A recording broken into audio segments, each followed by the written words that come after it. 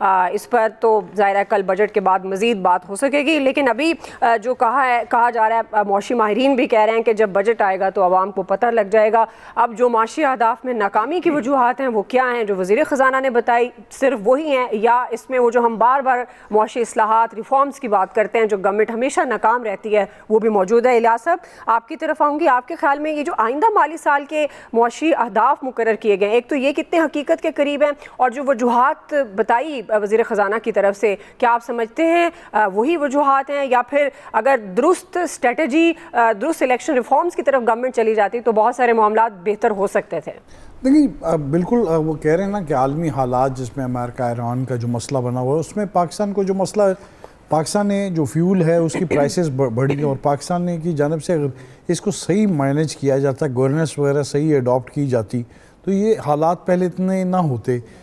اور اس کی پاکستان کے جو اتنے جو وسائل جو اپنے ریسورسز اگر اپنے رکھتے، اپنے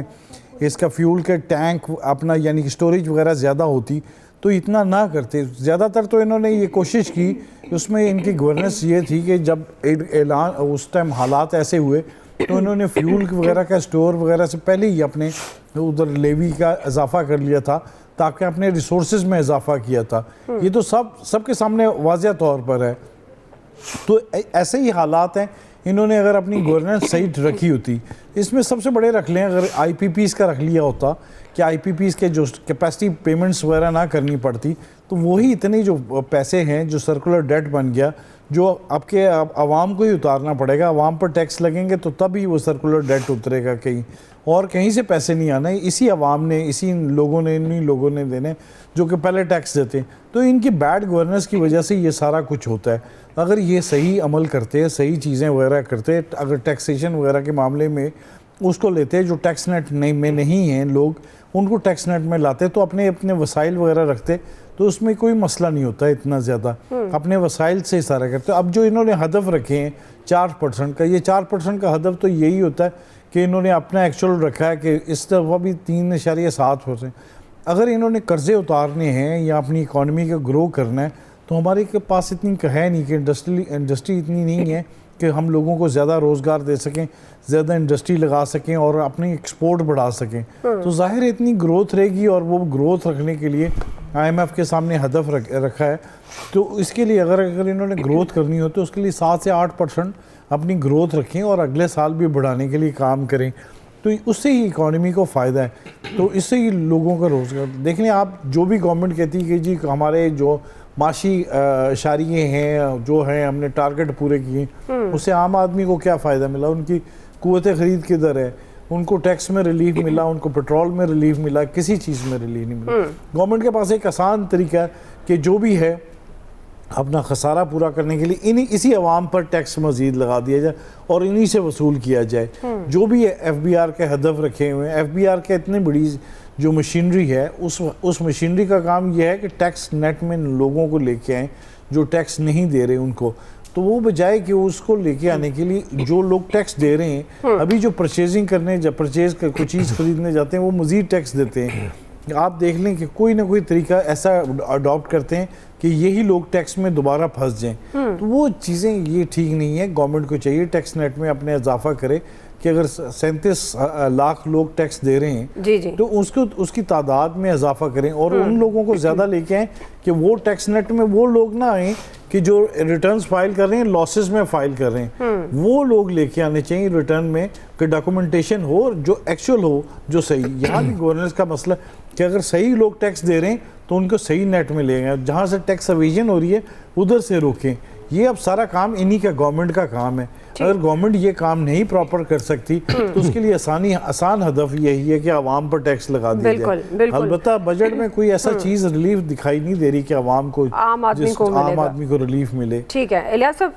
صاحب، آپ کے خیال میں اب کیا جو معاشی اہداف مقرر کیے گئے ہیں وہ حقیقت کے کتنے قریب ہیں اس سروے کے مطابق، اور جو زراعت اور صنعتی شعبے میں ناکامی کی وجوہات خاص طور پر سیلاب، پھر اس کے لیے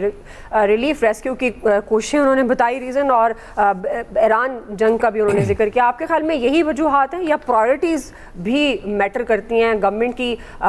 کون سے ایسے شعبے تھے جہاں حکومت اصلاحات کے ذریعے بہتری لا سکتی تھی کہ یہ وجوہات ہونے کے باوجود آپ کے خیال میں یہ اس کو ناکامی کہنا چاہیے؟ یہ میں تو سب سے پہلے وہ منظر دیکھ کے ڈر گیا جب یہ اکنامک سروے پیش کیا جا رہا تھا. وہ اتنا بڑا کراؤڈ تھا وہ پیش کرنے والے, اتنے وزراء, مجھے سمجھ نہیں آئی کہ یہ کیا بہت بڑی اچیومنٹ کر لی تھی اس گورنمنٹ نے کہ اتنے لوگوں نے آ کے اس میں بیٹھ کے لوگوں کو بتانا شروع کیا. کبھی گورنر اسٹیٹ بینک بیٹھ کے یہ بتا دیا کرتے تھے, اس کے بعد وزرائے خزانہ کا دور شروع ہوا, وزیر خزانہ بتا دیتے تھے, پوسٹ بجٹ پریس کانفرنس بھی ایک وزیر خزانہ کر دیتا تھا اور معاملات ختم ہو جاتے تھے. اب مجھے یہ ایک تو یہ نہیں سمجھ آ رہی, ظاہر ہے وہ کیونکہ ٹیکس نیٹ شاید بہت بڑھ گیا تو انہوں نے کہا کہ اتنے لوگوں کو, باقی یہ جو فگرز ہوتے ہیں دعا, ان پہ تو کبھی بھی کسی دور حکومت میں بھی اعتبار اس طرح سے کیا نہیں جا سکتا. سیلاب آ جاتا ہے, کوئی جنگ شروع ہو جاتی ہے, کہیں کوئی مسئلہ ہو جاتا ہے, ہماری اکانومی برباد ہو جاتی ہے, اس کی گروتھ رک جاتی ہے, مسائل پیدا ہو جاتے ہیں. مجھے یہ سمجھ نہیں آتی کہ کووڈ کے دور میں دنیا کی معیشتیں جب تباہ ہو رہی تھیں تو 35 ملکوں میں پاکستان 8 اچھی پرفارم کرنے والی اکانومیز میں تھا. وہ بہت بڑا ایک وہ ہو سکتا تھا. اس کا مطلب ہے کہ اس وقت پالیسیز ٹھیک جا رہی تھی. اب رولا کیا ہے؟ رولا یہ ہے کہ آپ نے اپنی مراعات ختم نہیں کرنی, آپ نے ان کو بڑھاتے چلے جانا ہے. جب آپ کو موقع ملے گا آپ ان میں اضافہ کریں گے اور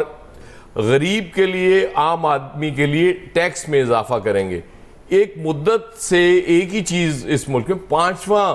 بجٹ پیش کرنے جا رہے ہیں شہباز شریف صاحب, اور یہ وہ شہباز شریف صاحب ہیں جو کہتے تھے کہ جتنی عمران خان کو اسٹیبلشمنٹ سے مدد مل گئی ہے اس سے ہادی بھی مل جائے تو ہم پتہ نہیں کیا کمال کر جائیں گے. تو حضور آپ کو تو 200% ملی بھی ہے,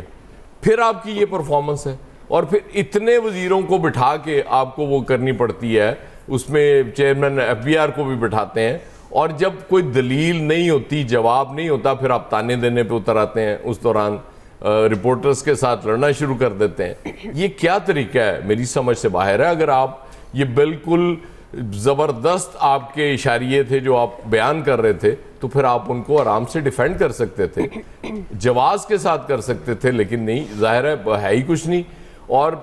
صرف ایک چیز بڑھ رہی ہے اس ملک میں, ایک مدت سے میں دیکھ رہا ہوں, وہ گدھوں کی تعداد ہے, وہ بڑھتی جا رہی ہے. اللہ تعالیٰ ہم پہ رحم کرے, پتہ نہیں گدھوں کی تعداد کہاں چلی جائے گی اور ہمارے حالات کیا ہو جائیں گے. صحیح ہے جی. لیکن ظاہر ہے اب یہ جو بالکل ایاز صاحب بھی بات کر رہے ہیں کہ یہ ایسے ہی الفاظ, نمبرز جو عام آدمی کو خاص طور پر سمجھ بھی نہیں آتی. عام آدمی کو تو یہ سمجھ آتی ہے کہ اس کا جو گھر کا چولہا جلنا ہے اس میں کتنی کمی ہونے جا رہی ہے, اس کی جو تنخواہ دار ہے اس کی تنخواہ میں اضافہ ہونے جا رہا ہے, ٹیکس کم ہونے جا رہا ہے, بڑھنے جا رہا ہے. یہ وہ الفاظ ہیں جو ایک عام آدمی کو, جو ہمیں سمجھ آتے ہیں. بہرحال ظاہر ہے یہ بجٹ کا جو مرحلہ ہوتا ہے یہ ایسے ہی گورکھ دھندا ہوتا ہے, یہ بعد میں سمجھ آتی ہے جب یہ امپلیمنٹ ہو رہا ہے. کوئکلی بریک لے لیتے ہیں ناظرین, بریک سے ہم واپس آئیں گے, یہیں سے کنٹینیو کریں گے.